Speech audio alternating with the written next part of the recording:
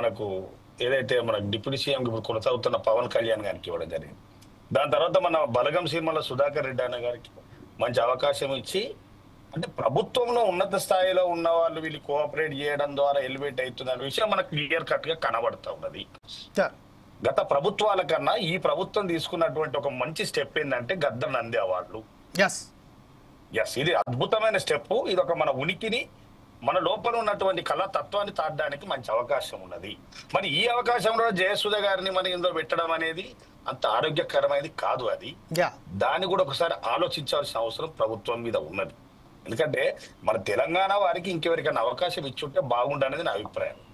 మూడోది, ఎవరైతే ఇది ఒక మాఫియా తయారై ఉన్నది, ఈ రోజు మేము ఒక ఫిలిం తీస్తే మీకు ఒక మాఫియా తయారై మనకు థియేటర్ తీయలేని పరిస్థితి ఉన్నది. కొంతమంది చేతుల్లో థియేటర్స్ ఉన్నాయి. ఆ థియేటర్స్ మనకు అలాంటి ఏమంటే చెయ్యరు. మరి దీని మీద కూడా ప్రభుత్వం స్పందించాలి. తెలంగాణ సినిమాలకు ఇప్పుడు ఏదైతే ఒక పెద్ద స్థాయిలో ఉన్నాడు, ఒక సీఎం లెవెల్లో లేకపోతే మినిస్టర్ లెవెల్లో ఉన్న వాళ్ళు ఇనిషియేట్ చేసి, అయా తెలంగాణ సినిమాలు ఎప్పుడైతే ప్రొడ్యూస్ చేయబడతాయో దానికి ఇన్ని సినిమాలు అలొకేట్ చేయాలా అనే ఒక స్ట్రిక్ట్ గా మన నిజాం ఏదైతే నిజాం పరిధిలో ఉన్నదో ఆ థియేటర్లను వీళ్ళని అలాట్ చేయాలనేటువంటి ఒక పరిస్థితిని మనం తీసుకొస్తే గానీ మనం survive com. As a producer గా చెప్తా ఉన్నాను. ఇది మీకు తెలుసు, ఇలా కులం మాఫియా ఉన్నదని తెలుసు. మన సినీ ఫీల్డ్కి వస్తే డబ్బులు ఉన్నోళ్ళు లేనోళ్ళని మాఫియా ఉన్నదని తెలుసు. మీకు ఆంధ్ర తెలంగాణ ఉన్నది భేదం అని తెలుసు. మరి దీన్ని ఛేదించడానికి గత ప్రభుత్వాలైనా ప్రయత్నం చేసినా మీరు గమనించాలి.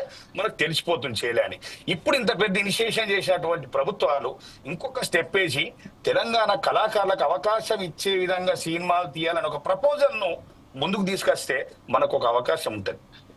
అంటే ఎవరైతే తెలంగాణ కళాకారులుగా, ఎవరైతే యాక్టర్స్ గా, యాక్ట్రెస్ గా లేదా టెక్నీషియన్స్ గా కొనసాగుతా ఉన్నారో వాళ్ళ they should be involve in that program, లేదా ఆ సినిమాలో వాళ్ళు ఉండాలా అనేటువంటి స్ట్రిక్ట్ ఇన్స్ట్రక్షన్ కన్సర్న్ మినిస్టర్ కావచ్చు, లేకపోతే సీఎం స్థాయిలో ఉండాలి కాదు, వాళ్ళకి ఖచ్చితంగా అవునండి మా తెలంగాణ వాళ్ళు కూడా ఉండాలి కదా అనేటువంటి భావనను మనం తీసుకొచ్చినప్పుడు తప్ప ఇది చిన్న స్థాయిలో మనం ఇంకా 100 ఏళ్ళు కొట్టాన్ని మాఫియాను మనం తట్టుకోలేమండి.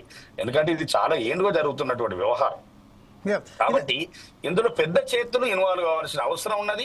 లేదంటే ఇంత కూడా ఈ 10 పైసలు 5 పైసలు చేసుకుని పొట్ట గడుపుతున్నట్టు చిన్న కళాకారులు కనుమరుగైపోతారు. ప్రొడ్యూసర్లు కూడా లాభాలు రాక ఇంకా నష్టాల పాలై రానున్న కాలంలో అసలు ఈ ఫీల్డే వద్దులే అనేటువంటి పరిస్థితిని ఒక్కొక్క ప్రొడ్యూసర్ 10,000కు 20,000కు ₹1,00,000 తటపటాయిస్తున్న సందర్భం మనకు కనబడతా ఉన్నది. అసలు థియేటర్ అలొకేషన్ విషయంలో ఇనిషియేట్ చేయాలి.